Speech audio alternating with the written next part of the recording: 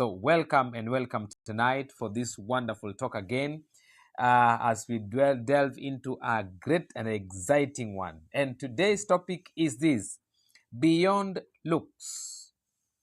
Beyond looks. So that is what we are talking about. Otherwise, welcome and thank you so much. It's always good to see you around as we continue to talk and as we continue to learn from each other.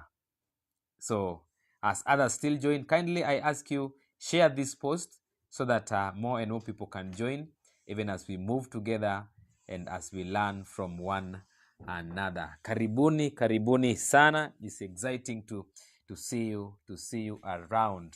Kindly, those who are there, as we continue to give these points, please, I want you to just take time and type there some of these points so that those who are joining can see engagement and also learn from what we are talking about. So our topic tonight, right into it, beyond looks. So we want to talk about the beauty of the power of inner beauty and influence, the power of inner beauty and influence. You know, I used to believe that attractiveness was more about appearance, the way we dress, the way we groom, the way how we carry ourselves. That is what I used to believe as I was growing up.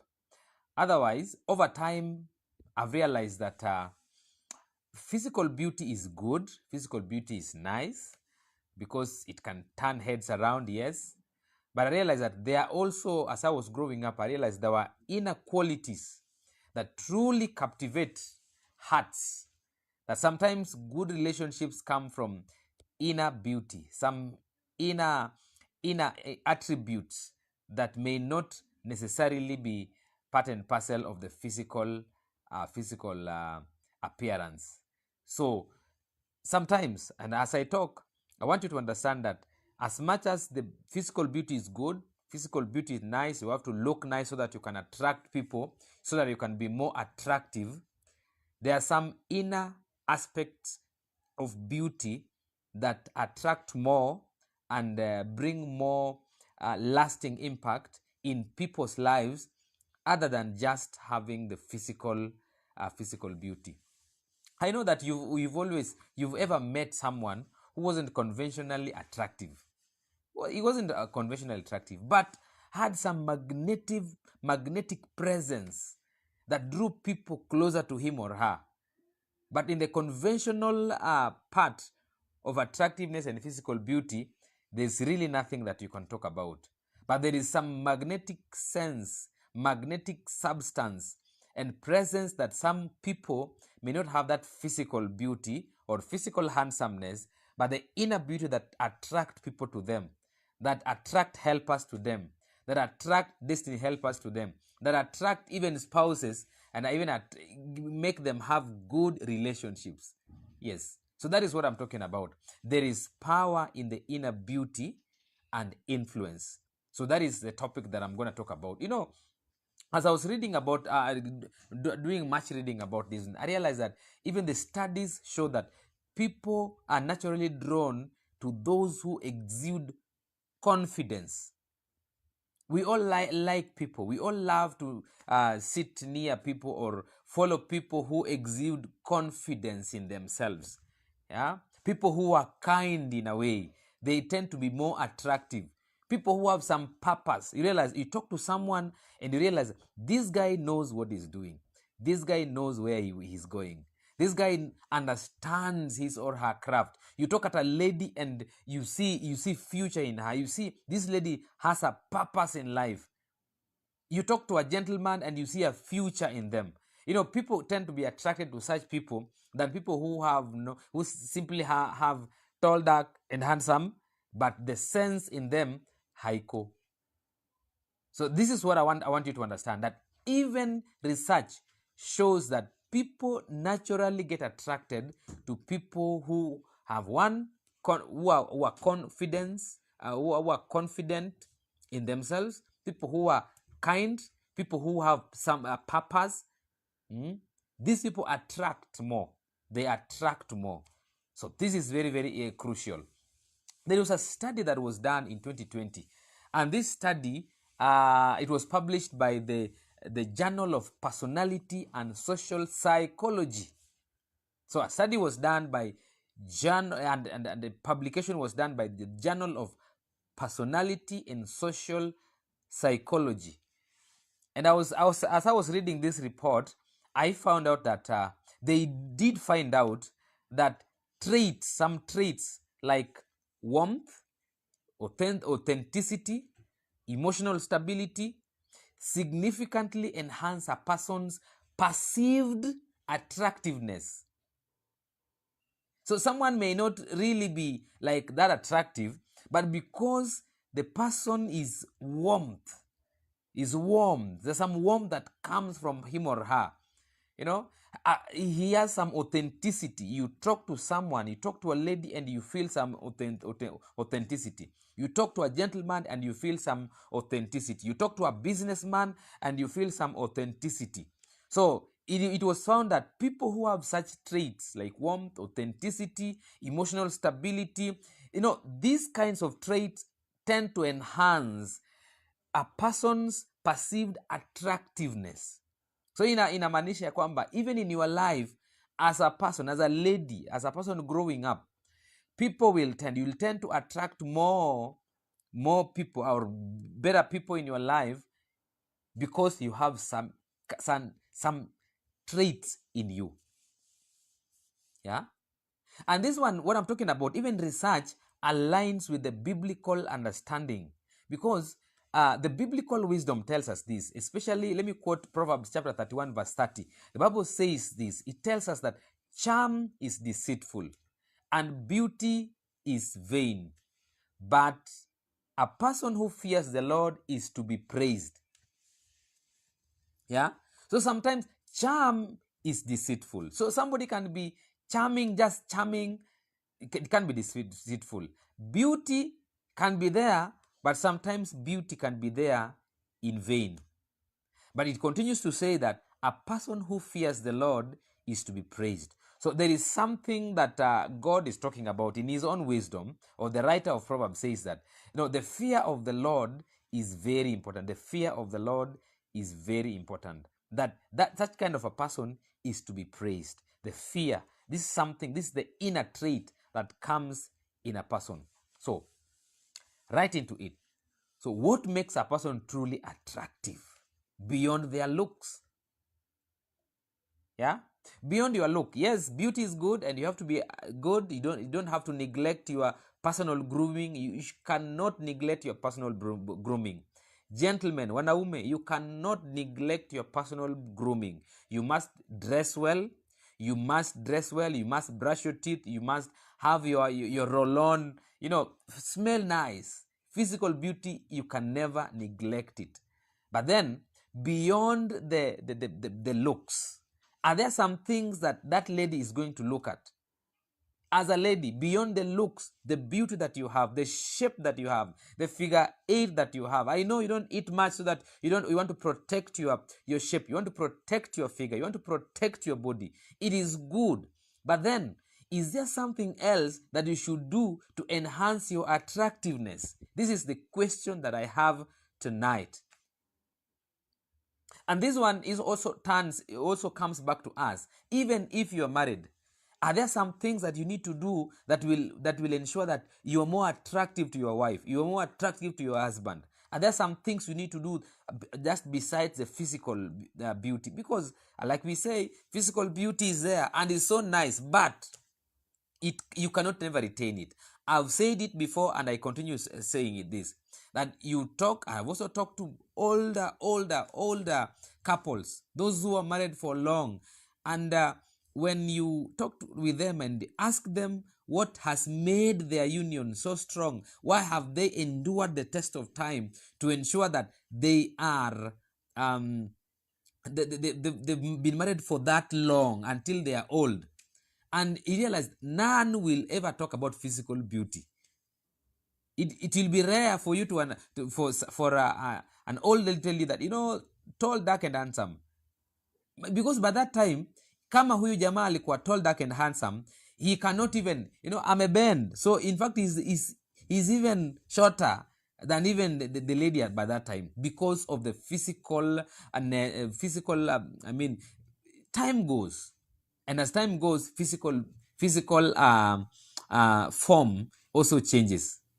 Ladies, you know that, after getting the firstborn, and it's just natural for body to assume the changes that come from childbearing and everything. And this is it. So what, as a lady, what will make you more attractive beyond the physical body that have changed, that you were figure 8 years, but then after getting a baby you turn to figure O. Yeah, you turn to figure O. So as a gentleman, your husband should be able to see the beauty in you beyond the physical nature that you have. So this is what I'm talking about. So let me give us some 10 ways on how you can be more attractive. Yeah, some things you need to develop to be more attractive as a young man, as a young woman, as a husband, and as a wife. These traits have been there, and they've been tried and found to be working. Yes, are you there? Kindly let me know if you're there. Tafadhali, if you're live, let me know. Please just jot something there so that I can know that you're with me. It is good to know that you're with me. Yeah, it is good. It is good to know that you are there, so that I can know we are together. We are together in this. Thank you so much for joining. And number one, what will make you truly attractive beyond looks? Number one, develop a strong and healthy self-image. Develop a strong and healthy self-image. Let me tell us something. That true confidence comes from understanding your worth. You must be able to understand your worth. As a person, as a lady, as a gentleman, understanding your worth is very, very important. If you're not able to understand who you are, your worth, and especially your worth from the creator, from your creator. You didn't come from nowhere. No. You didn't just find yourself here. I know kuna theories of creation, but let me tell you this. The creation story is something that is there. Something that we can, God brought you here for a purpose. And if you can understand the reason as to why God brought you here, I tell you, things will change. How you handle yourself will change. How you see your image, self-image will change. And especially the ability to see your true confidence, that let it come from the worth. The worth should come from Christ, not from external validation. So most young men want to find the worth in external validation. What you have achieved, they are so good. How you can preach, also good. But without what you can do, without things that you do that validate you, who are you? When that job is taken away, what is your worth? Can you see yourself? How is your self-image? What is your self-image? When your education has been taken out, what is your self-image? Because you can be there at school. Richard, thank you for being there. I know you are a student finishing your campus, and it's not so nice.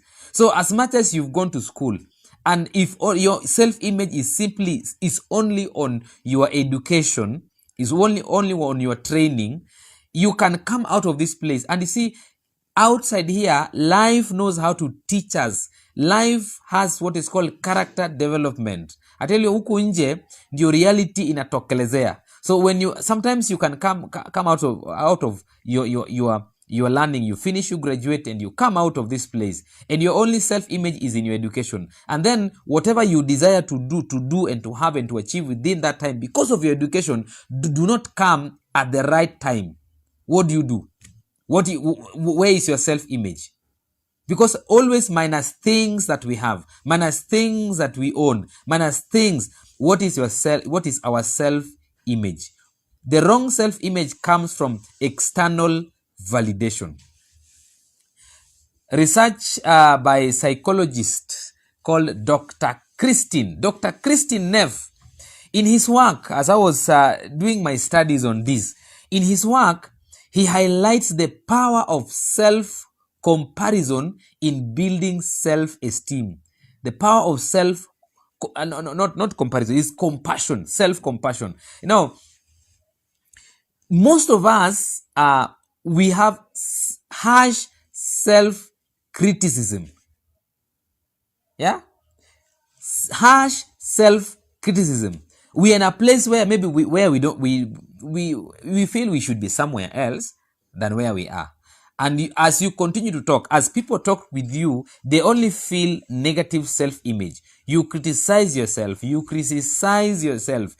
don't embrace where you are. You don't embrace your unique journey where you are. Please, self-image is very important. It's good to have a healthy self-image. This one makes you more attractive. Personally, me, I don't love people who criticize themselves. You continue whining and crying, and you always look that no, where you are, you should not be there. Somebody else contributed to where you are. You see, kama ingekuwa kazi, kama ingekuwa serikali. You always look at validation from the external things. Please, please, please. I'm here to tell us this. Either you are a married couple, whether you are a young person, whether you are working. Let me tell you, all of us, we have our unique journeys. And you see, unless we embrace our unique journeys in life, where we are at a particular time, then our confidence will not grow unless we're able to embrace our unique journey. So as a young lady, maybe you have a background. There's a place where you are. But then if you don't embrace your unique journey, that the reality that this is where I am, but my validation comes from the Creator, my worth in Christ. I am loved. I am born again. I know I have been created. There's a purpose. There's a reason as to why I exist. And some of this, the reason as why I exist is not determined by where I am. There is something that is only the Creator that will help me. When you embrace that, how you talk and the confidence you build in your life continues to grow every day, every day, every day. Let me tell you this as I finish this point. That Ephesians chapter 2 verse 10 says that, for we are God's handiwork, created in Christ Jesus to do good works. Imagine all of us. When you understand yourself from the point that we are God's handiwork, that we have all been created. I know you are there, you have your weaknesses, created by God. I have been created by God. I know I am not where I'm supposed to be. I know I feel and I have a future and a purpose, but you know what? I'm created by God. When you have this one that you are created in Jesus Christ to do good works, then there's a way you talk about yourself. There's a way you see yourself. Yeah. So now when people talk with you, as you work and as you continue doing your things, what happens is that people see something different. There's some energy that comes from you. So if you're a lady, the gentleman says, wow, this is it. This is it. The healthy, strong and healthy self-image, irrespective of where she is, of where he is. This is it. You become more attractive. You can even be hired just because of your self-image. You can be hired. You can get that job. You can get a husband. You can get a wife through positive self-image. You grow and confidence grows because of positive self-image. Please, don't be somebody who self-criticizes. Stop criticizing yourself harshly. Yani wewe ndio dunia imekukataa. Ati wewe ndio wanaume wanakukataa. Wanaume ni wabaya, watu wamekukataa. No. Ati wewe ndio dunia ilikukataa. That's why you come from poor background. What? So you only talk and say, oh, I come from here. I cannot achieve this. I am just like this. I don't even know what will happen with me. The more you talk like that and people hear you, the more you become unattractive.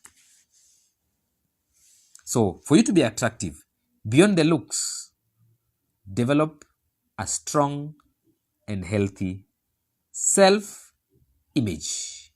So, my good friend, you need to reflect on yourself and ask yourself that, do I base my confidence on how others look, others see me, or do I stand firm in my God-given identity? Yeah, because there's a way people see you, and sometimes if you put your confidence on how people see you, things will be difficult. You'll never see anything because people are people. People are people. Yeah. Stand firm on God-given identity. That is your worth. So whether you're single, you have your worth. Married, you have your worth. Dating, you have your worth. Please may that be the first thing that makes you more attractive. Yes, that is that. Number two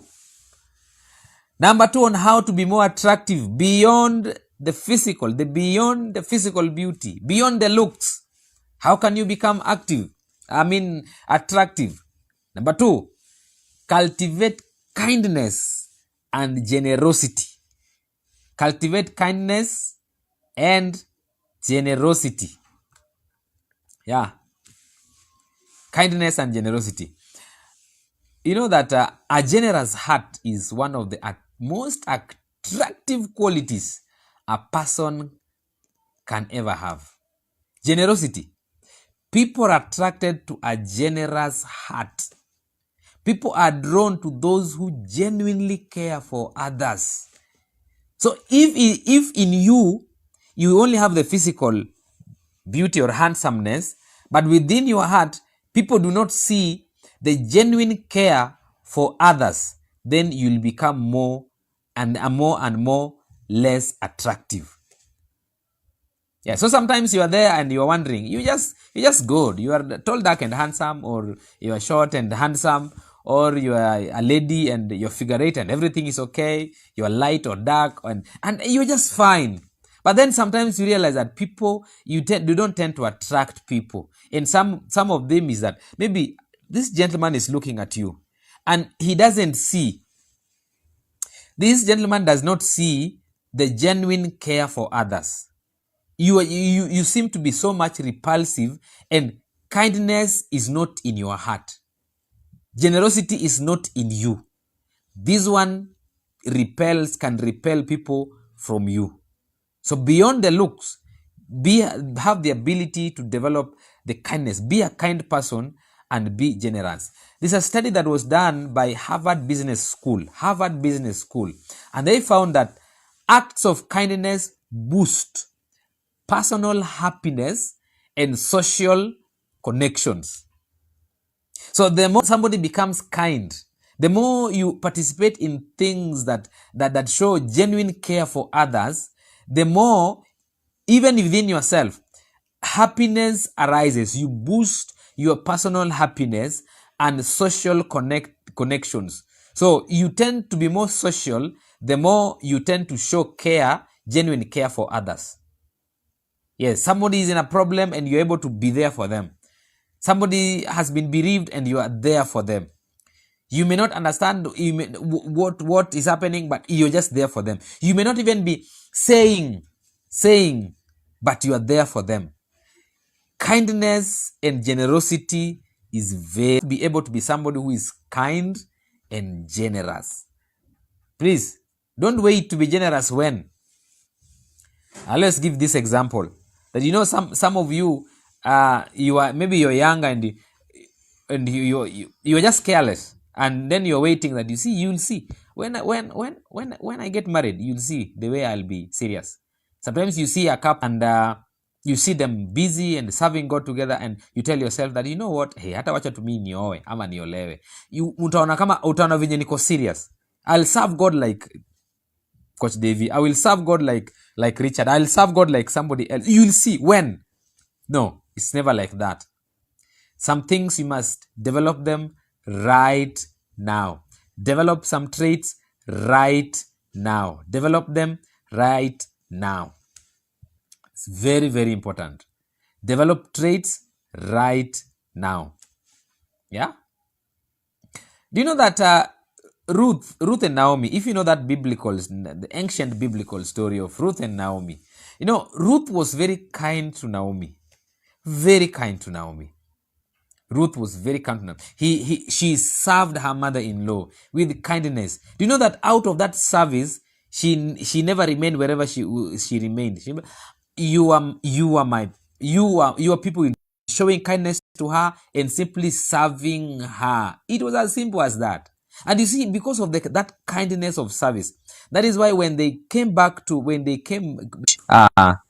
Jewish nation, when they come back to the Jewish nation, what happened? It was this: is that the same kindness, same kindness, same kindness that he showed to the mother-in-law made him to go and serve, to go and find out, to go and glean, to go and glean and harvest at the farm of Boaz. So why did Ruth meet Boaz?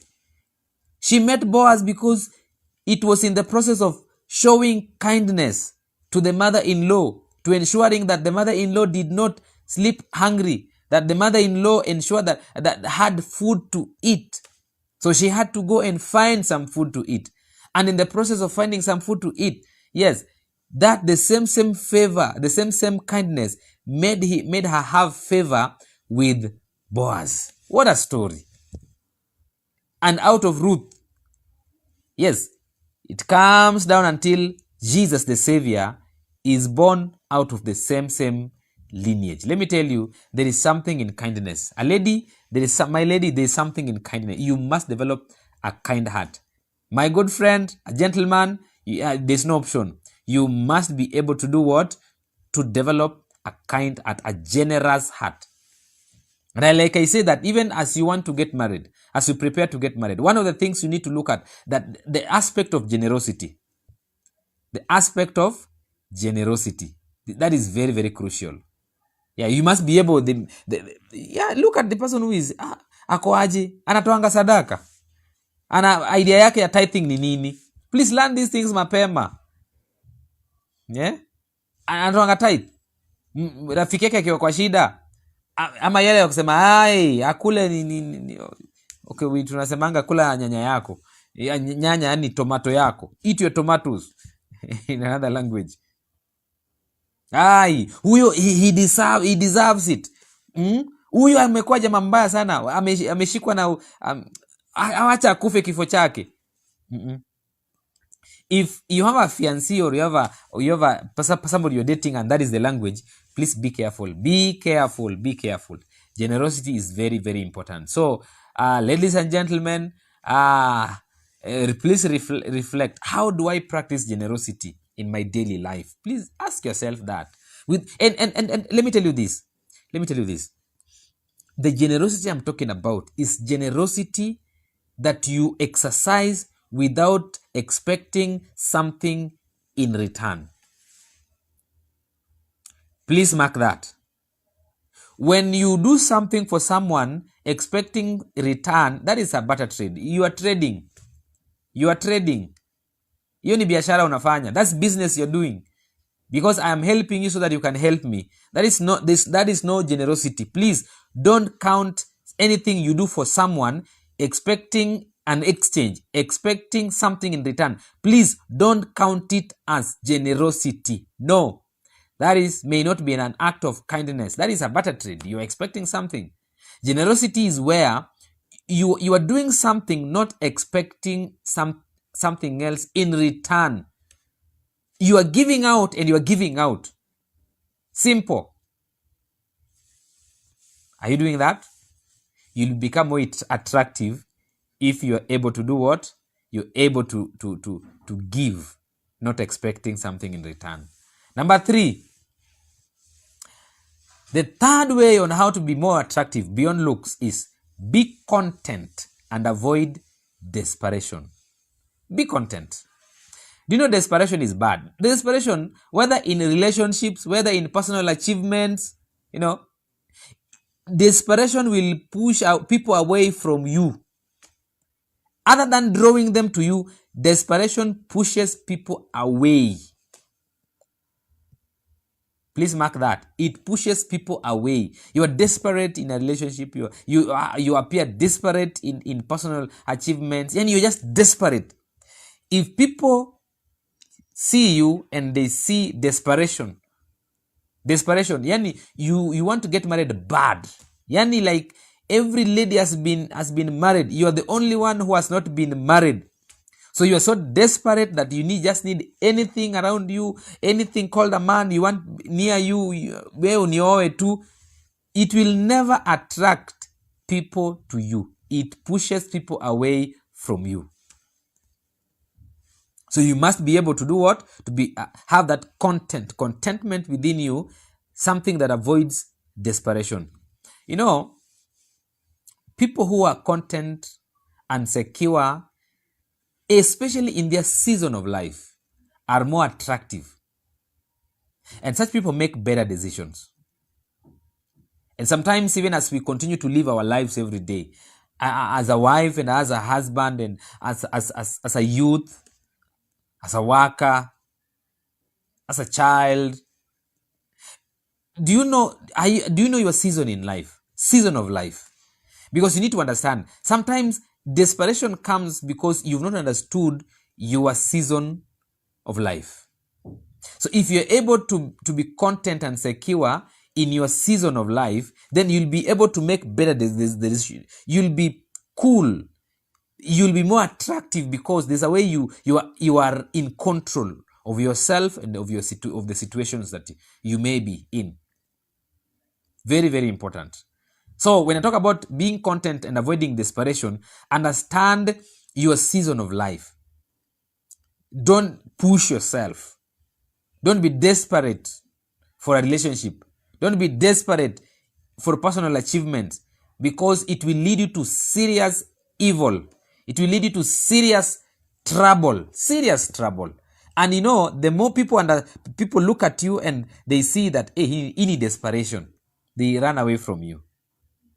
They run away from you because you'll not be sober enough to make proper decisions. Even the Bible says in the book of 1 Timothy 6:6, Timothy gets a letter from Apostle Paul, and he tells him that godliness with contentment is great gain.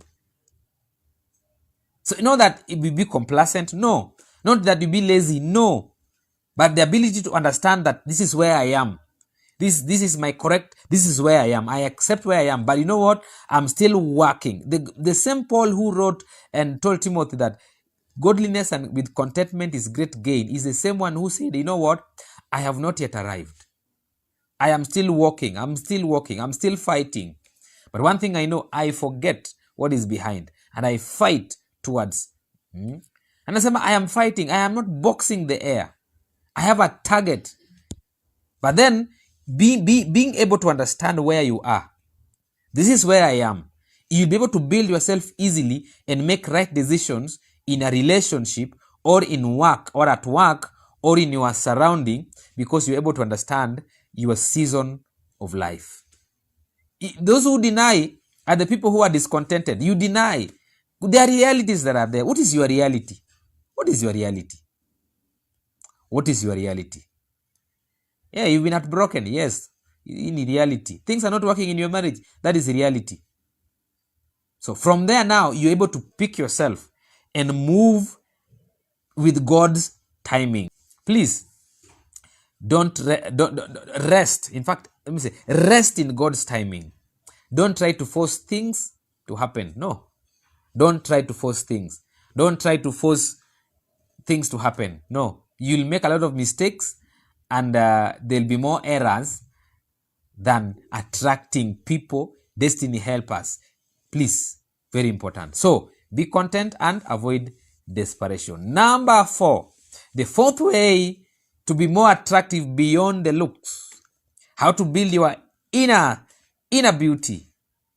Yes? Inner influence. Number 4 is balance seriousness with a joyful spirit. Hii iko funny. Balance seriousness with a joyful spirit. There are some of you who are so intense. You are too intense. Stone face. Life is serious. Some of you I know are good preachers, and you are always souls are perishing. Souls are perishing. Oh, there's nothing to laugh about. There's nothing to to laugh about, and that is serious. That is so. I'm ready for marriage. So The husbands must be serious. I'm mature. I am mature now. I'm checking kama vijana wadogo wadogo. I'm serious. That I'm a lady now. I'm serious. I want to be a wife. So I'm serious. Let me tell you, being too intense can make people feel very uneasy when they are near you. You don't become attractive by being too intense all the time. No. As a person, as a human being, as a wife, as a husband, the best way to be attractive is develop the joyful spirit. It invites connection. We love people yenye unakaa na yeye anarusha ka joke hapo, mnafurahia, you can laugh. We all love friends like that. We all love friends when we connect. Let me tell you this. Some psychological insight. Research in social psychology in a suggestive that humor and lightheartedness, these things enhance interpersonal attraction and likability. Yeah. So humor is very important. So generally, be somebody who can do humor. You can be a friend who can throw a joke and something you laugh. Make things light.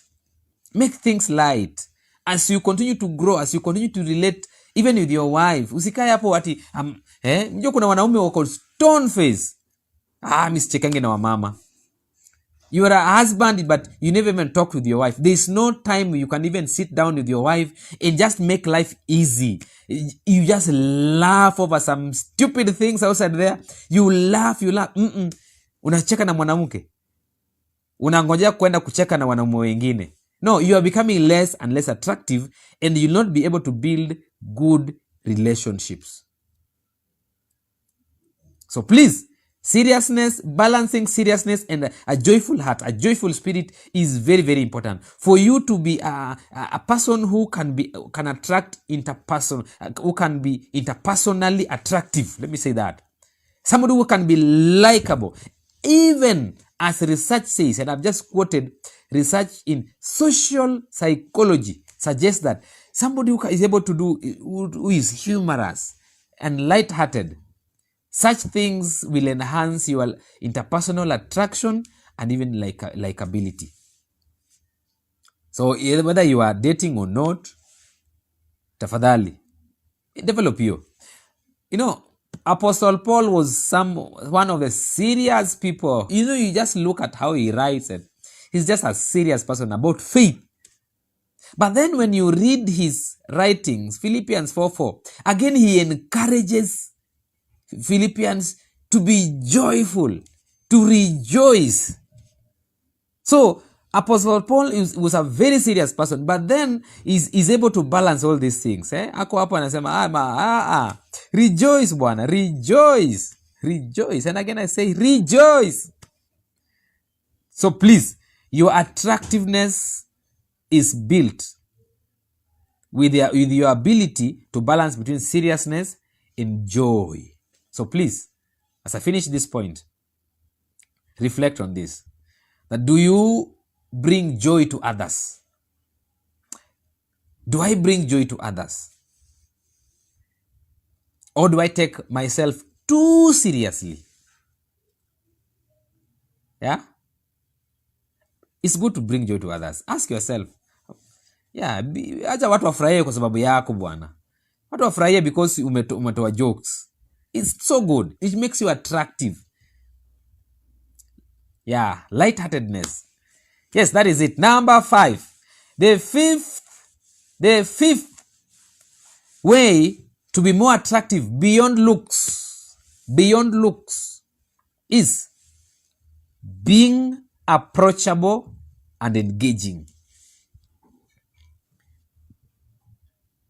Beyond looks, for you to develop the inner beauty that will attract people, that will attract friendship, that will build friendship, is being a person who is approachable and somebody who can easily engage others.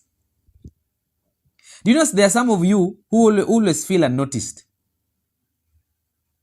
There's some of you get into a room and people laugh and people joke and you sit there and you feel unnoticed. For 2 hours, you're sitting in a room. Nobody even cares you're there. Nobody even asks you a question. You don't even contribute. You simply feel unnoticed. And that is why sometimes you're not relating. Maybe that's why sometimes that gentleman ran away. That is why maybe your relationship is not working well. Maybe your marriage is not working well because simply you are unapproachable.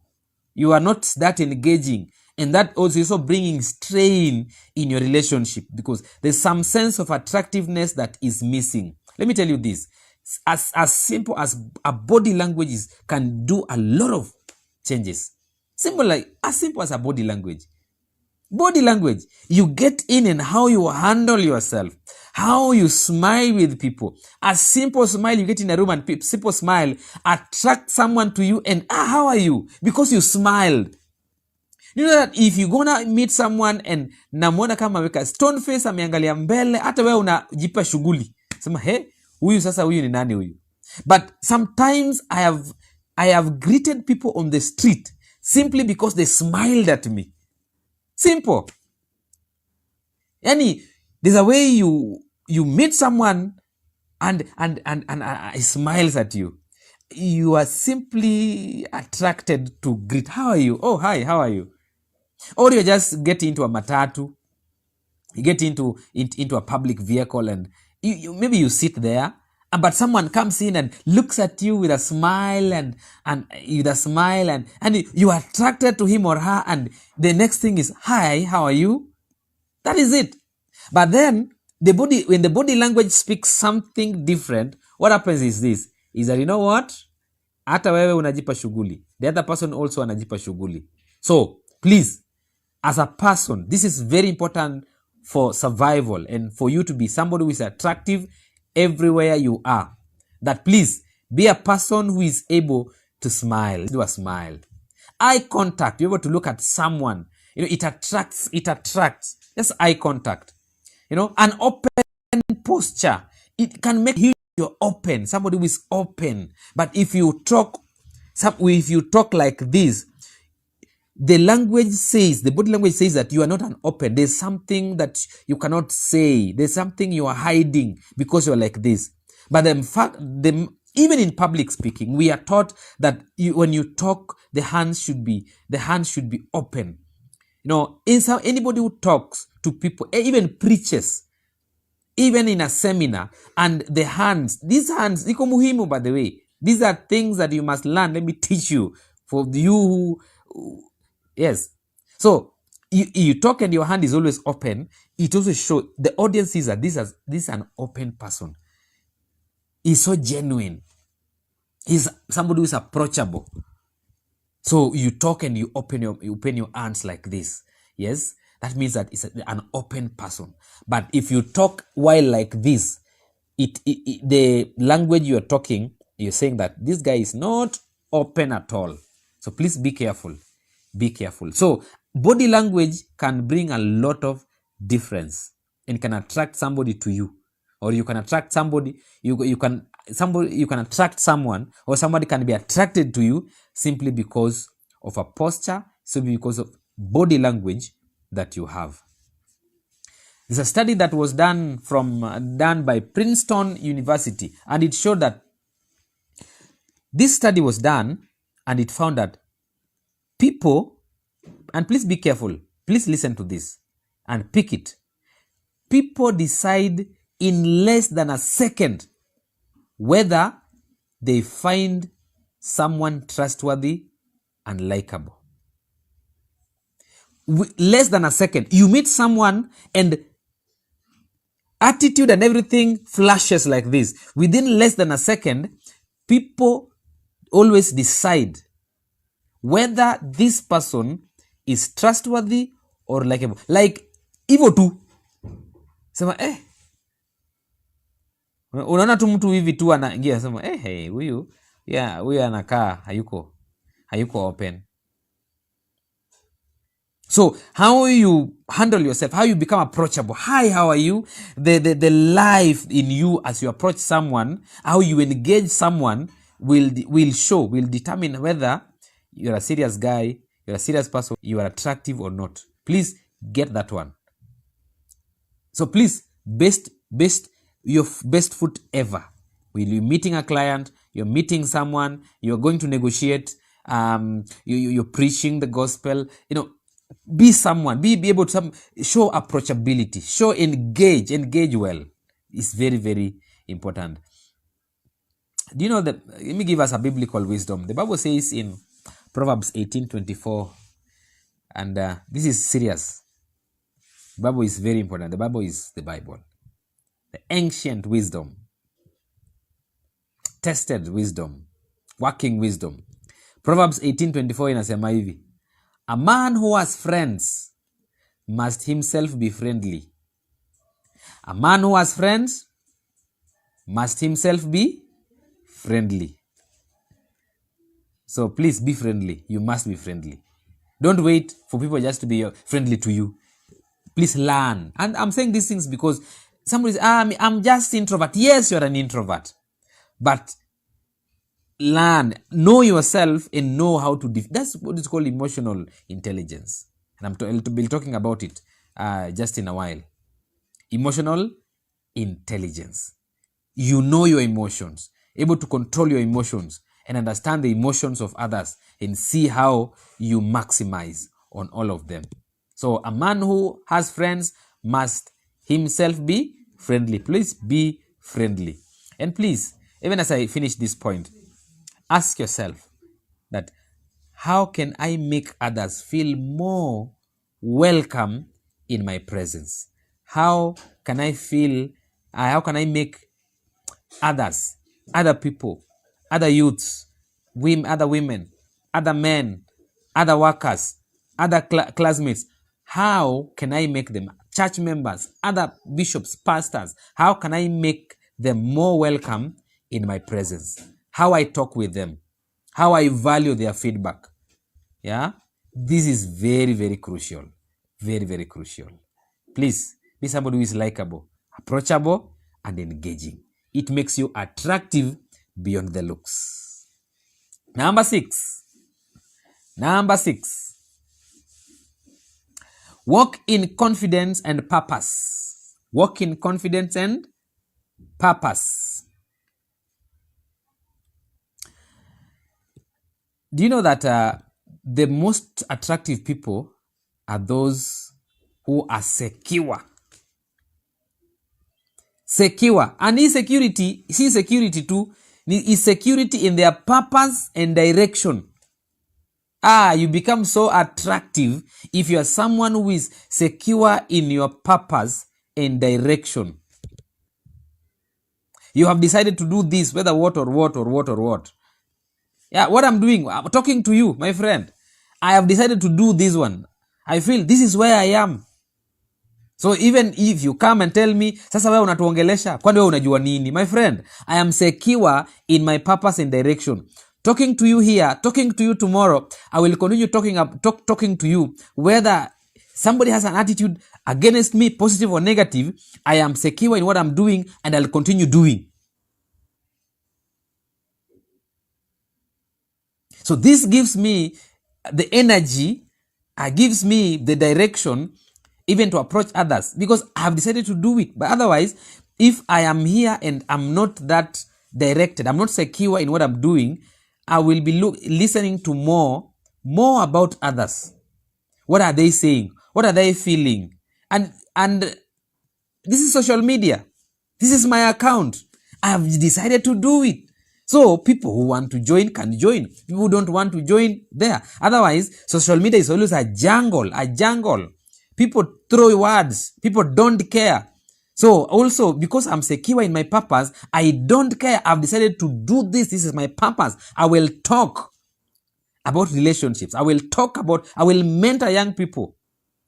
I will tell them what I think they should do so that they can become better. Things they should avoid for them to become better. I'm secure in what I'm doing.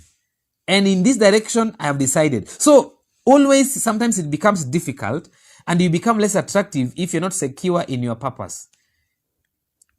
Voices will come and you will not be stable. People will tell you, oh, you don't know how to do, you don't even know how to talk. Yeah, you're not a good public speaker. Yes, I know I'm not one. But you know what? I have done research and people tell me that, they have people who are good have done it several times, a few thousand times. They became better. I have to start it today so that when that time comes, I'll become better. Every day I become better. I have to be secure in my purpose and walk the talk now. So walk in confidence and purpose. This one makes you attractive.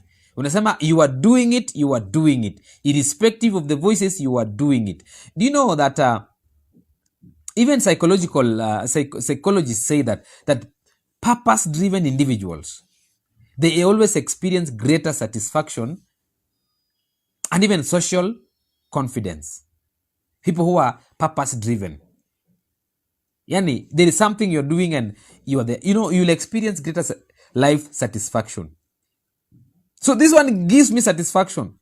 Whether I get something out of it, whether nothing out of it, but this is what I've decided to do. I am doing it. I will continue talking. And after talking like this, and video is sambai everywhere, to me, my friend, I'm so satisfied and so confident within myself that I have achieved something. Somebody has had just one thing. One thing, niko sawa. This is one thing that makes people attractive. So do you want to be attractive? Please, you must be able to develop purpose. Purpose. So you are a lady there and you've not even thought of purpose as a person, as a lady. Uko yani haujawahi fikiria. Uko tu, I just want to relate and get married. Hivyo tu, yani hakuna anything else. You become less attractive. Even men, as men, we want ladies with purpose. Siwadanganyi. At least a lady who you listen to her and you say, wow, that is it. That is it. Anakwambia where she's headed to, her dreams, and say, yes, that is it. I want to be part and parcel of that dream. In fact, I will help you achieve that dream. The same way happens. Gentlemen, you must be purposeful. You must yani, the lady listens to you and anasema, wow, the dream ya jamaa, I want to be part and parcel of this dream. This is it. And you start life together because kuna dream. I will help. I will support you in this dream. I know being a wife means a helper. I am here to help. Very important. Jeremiah 29:11. I know we know this one. Says that what? For I know the plans I have for you, declares the Lord. For I know the plans. So if God says that I know the plans, yani God says I know the plans, yani Mungu mwenyewe anasema I know the plans. Mungu anajua. So it is very easy for us now to trust him because he knows. Now wewe, wacha ya Mungu kidogo. Wewe sasa as a person, do you know the plans? Do you know her plans? Do you know his plans? Knowing is very important. It will give you direction. You become more attractive because the plans are in place. Most of the time when the plans are not in place, you date without a plan. No purpose. Please don't date. Don't date. Juzi nilikuwa naongea now hapa with one of the ladies, young ladies, and she was telling me that she's around 21, anasema venye amekuwa na sijui na boyfriends sijui wawili watatu, and you see sasa anashanga sasa hii, anamwambia do you want to get married? No. And I was, why were you dating? You are getting into a mess by yourself. You're still young. Alafu you are coming with statistics. You boy. Hakuna, with that purpose, what do you expect? Ati that boy, ati kidogo tu anataka tu sex. Ati kidogo anataka tu. So what do you expect? Something without a purpose. Mimi sijui wanaume wanakanga aje. Learn the psychology of men. Without a purpose. So, please, date with a purpose, knowing that purpose should be marriage. Hakuna purpose ingine. If kama marriage si purpose, wachana nayo. Relax. Do other things. Grow. Become better. Develop a hobby. But purpose is very, very, very important. Do you know the plans?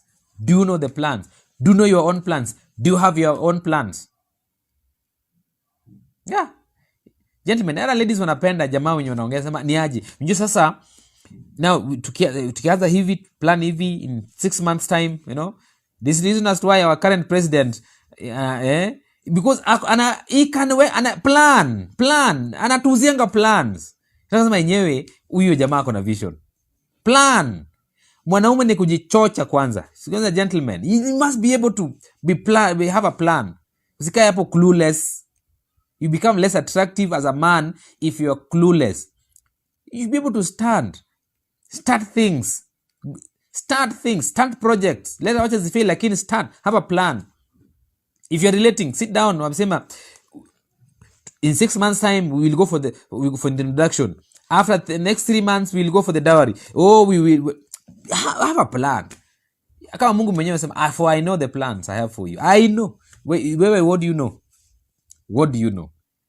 You're more attractive with plans.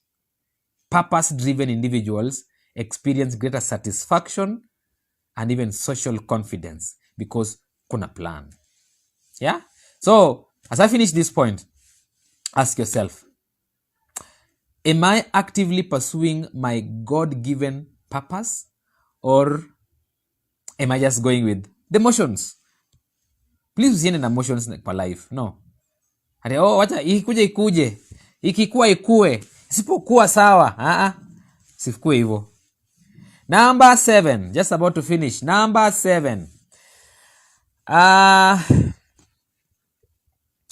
The 7th point on how to develop attraction. Being attractive beyond looks, beyond the beauty. How to build the inner strength, inner beauty that will attract others. Number 7, master emotional intelligence. Master emotional intelligence. This is very crucial. Master emotional intelligence. Now, let me define emotional intelligence. In writing, abbreviation in Honga, EQ, not IQ, EQ. So IQ is different from EQ. So IQ is something that likely is inborn, and maybe somebody is born with an IQ. So the people who are naturally intelligent, that is called IQ. Naturally, you're sharp. You're bright naturally. We can say you have a high IQ. But then there is something called EQ. It's called emotional intelligence. So this is the ability to understand, remember, please get this, to understand and manage your emotions while also responding well to others. So one, ability to understand your emotions. Yeah, you understand and manage your emotions. So do you understand your own emotions? And how do you respond also to the emotions of others? So if you bring it together, if you're able to work on this one, you understand your own emotions and manage it well, while also at the same time responding well to other people's emotions.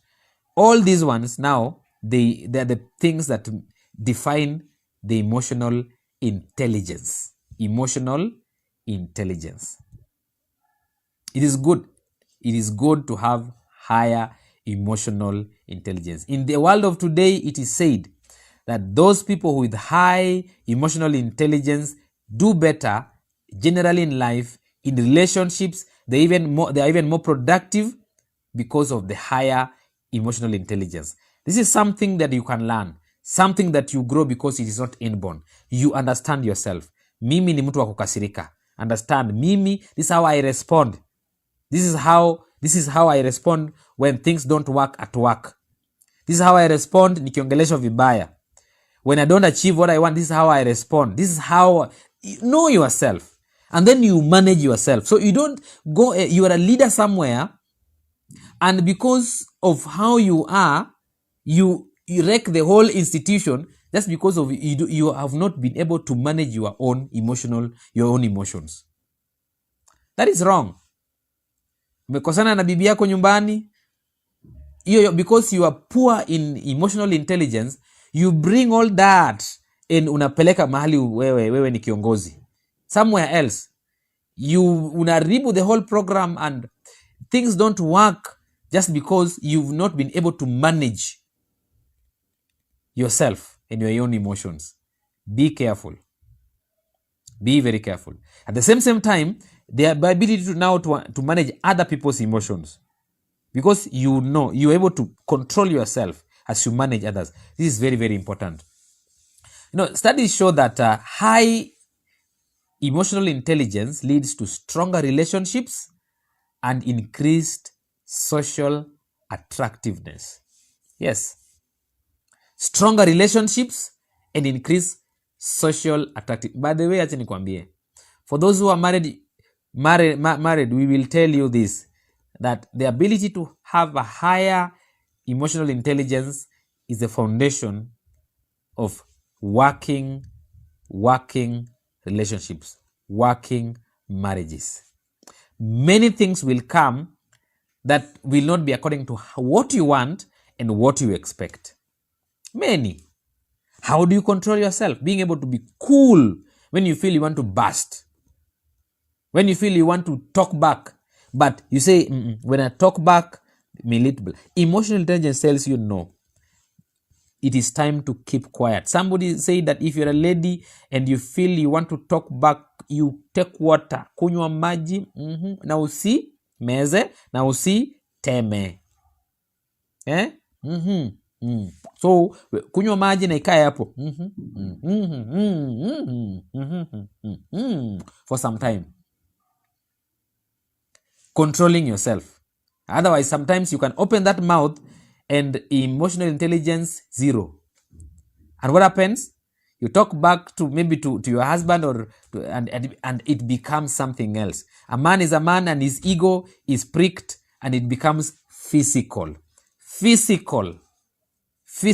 Because a man hataki pia ego yake itoneshwe, and your lady, you are good in talking, ushasema, usharusha, mimi utaniambia nini, mimi nimekasirika, nimesema, mimi siambiwi. My friend, emotional intelligence, time comes when you need to calm down. You become more intelligent while you take yourself down. When you put your ego under, you become more intelligent and you become more attractive when you control yourself. This applies to whether you are single, whether you are married, whether you are dating, whether what. Please master your own emotions and manage it well, at the same time as you manage others.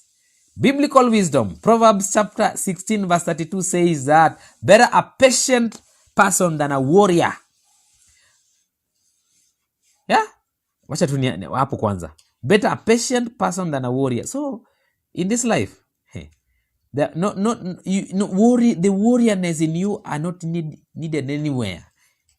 Sometimes patience is what is needed. Emotional intelligence. Sometimes self-control is more required than somebody who takes the city, because the Bible says that better a patient person than a warrior, one with self-control than one who takes a city.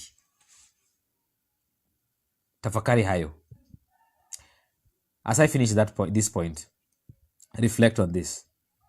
How well do I manage my emotions and interactions with others? Please ask yourself that. How many times emotions zako zimefanya mkakosana na a potential boyfriend, a potential girlfriend, or a potential wife, or a potential husband? That's because you didn't know, you didn't manage your own emotions. Ulibust, ulirusha mkono, ulienda. Sometimes our lack of emotional intelligence inafanya hata kazi tunapoteza. Please be very careful. Weakness ni weakness. Just manage it, work on it. Very important. Please never justify a weakness. Never justify anger. Ati sisi ni Wakisii, lazima tukue angry. Ati sisi ni lazima. Hakuna kitu kaa hiyo. Sisi Wajaluo hatuongeleshangu na wanawake. Master your own emotions. This is how you become more attractive. Otherwise, everybody will run away from you, including your own wife or husband. All the potentials will run away from you because hii siwezi, hii hapana. Hii siwezi vumilia, Mungu nisaidie. Haputhi njiri. Unaona tu mgongo ya mtu. Mgongo yake ameenda. Be careful. You become attractive with higher, better emotional intelligence. Number 8. Just about to finish. Develop good communication skills. Develop good communication skills. You become more attractive beyond the looks with good communication skills. The ability to express yourself clearly is very important. That you are someone who can sit down with someone and just talk. Express yourself. Express your desires. Unapiga story na mtu kiungwana. Mnyo kuna watu hawezi fanya hivyo.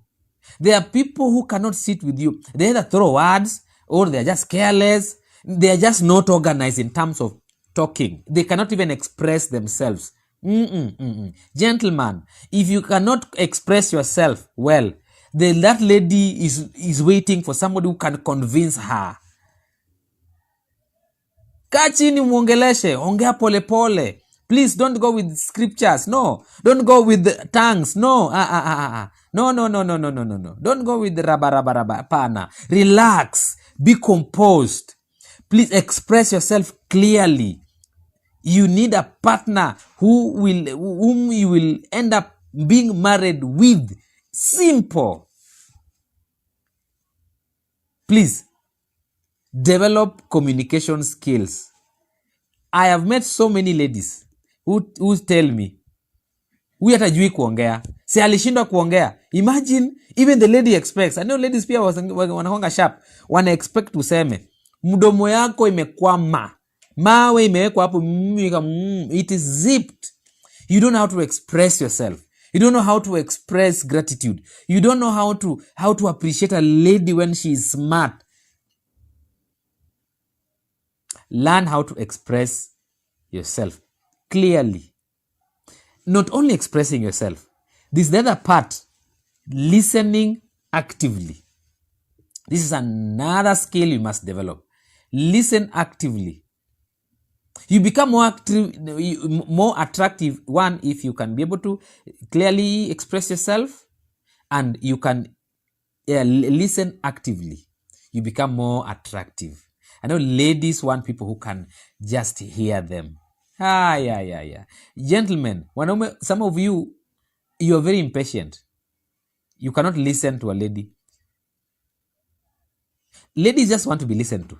Katu hapo, aseme story zake. Some of us men are very dismissive because men are sometimes very mechanical. We are dealing with facts.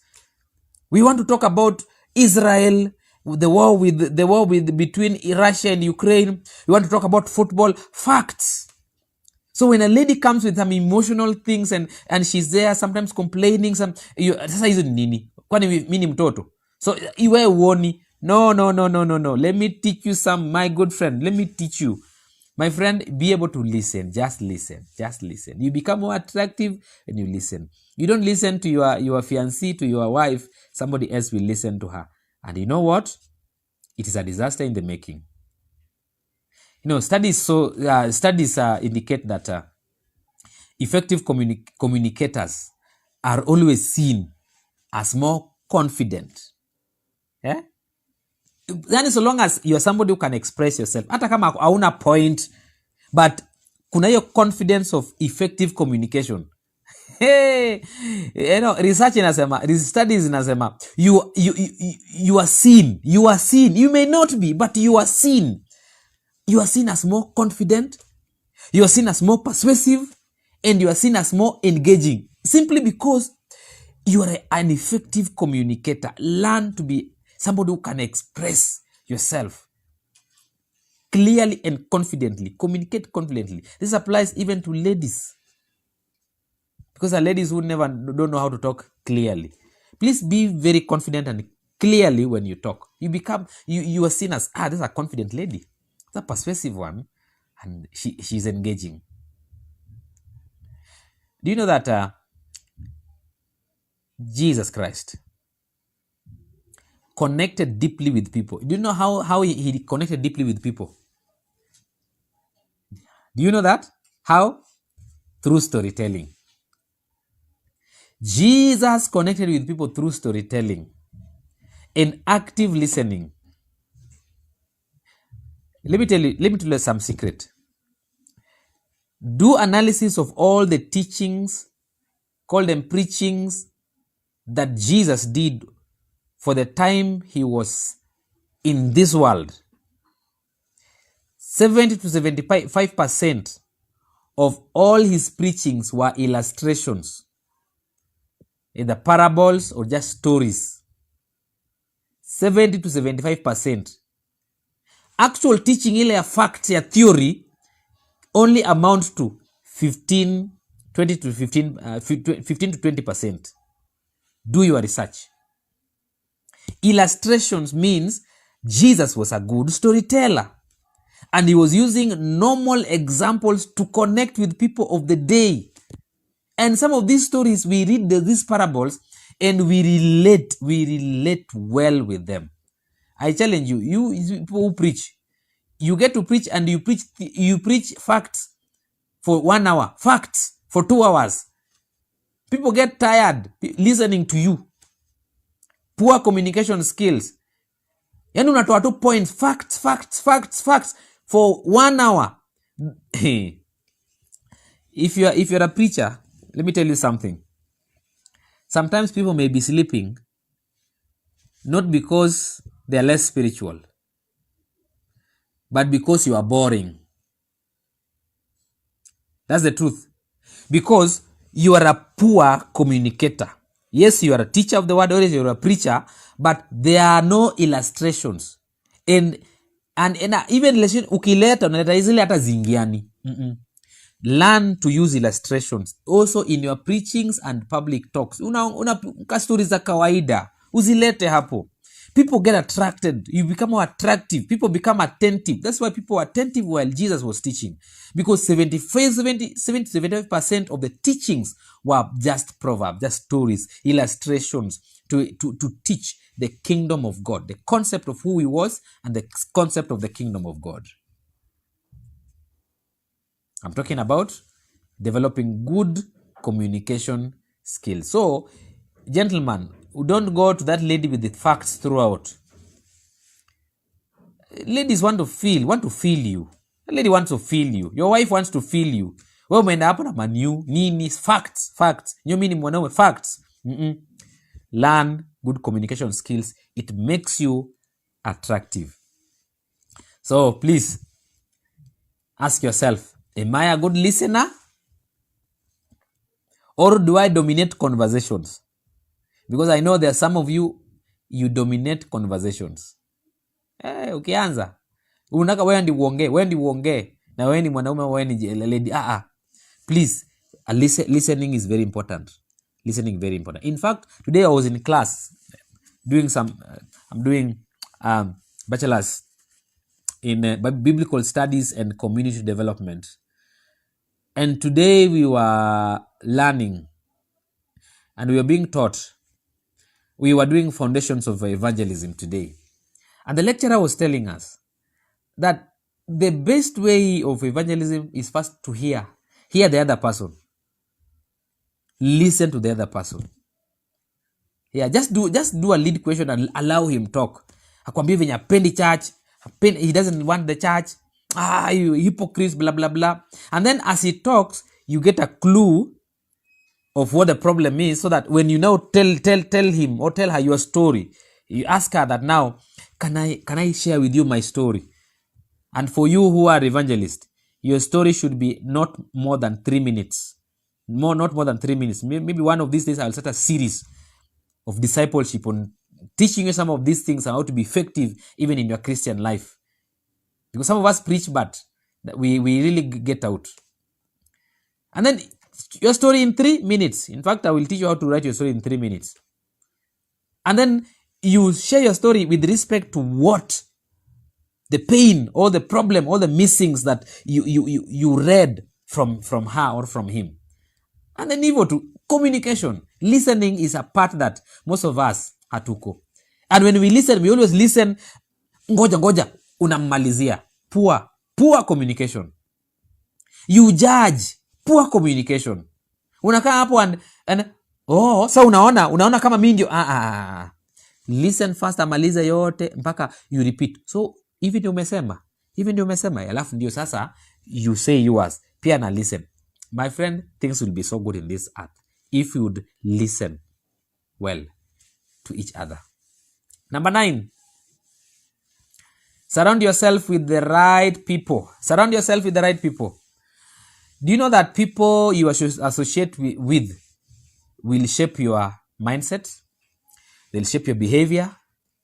They will shape how you perceive things and how others perceive you. Sometimes you don't have good relationship. You don't attract others simply because of marafiki zako. That leader nakwambia hapana. Kama hao ndio marafiki zako, I don't think we can go anywhere. Please be careful. Surround yourself with the right people. Even ladies. Yani gentleman anakuangalia tu. Marafiki zako. Na venye mnaendanga out na your fellow girlfriends. Nasema I don't think if you can go anywhere. So surrounding yourself with uplifting and purpose-driven individuals will enhance your attractiveness. Please, kaa karibu na watu wenye wanaku-encourage. People who want you to be better, who increase you. Please be around them. Whether kazini, whether at the job place, please surround yourself with such good people around you. Very good. You may become more attractive because of your friends. Proverbs 13:20 inasema, walk with the wise and become wise, for a companion of fools suffers harm. Please, ask yourself.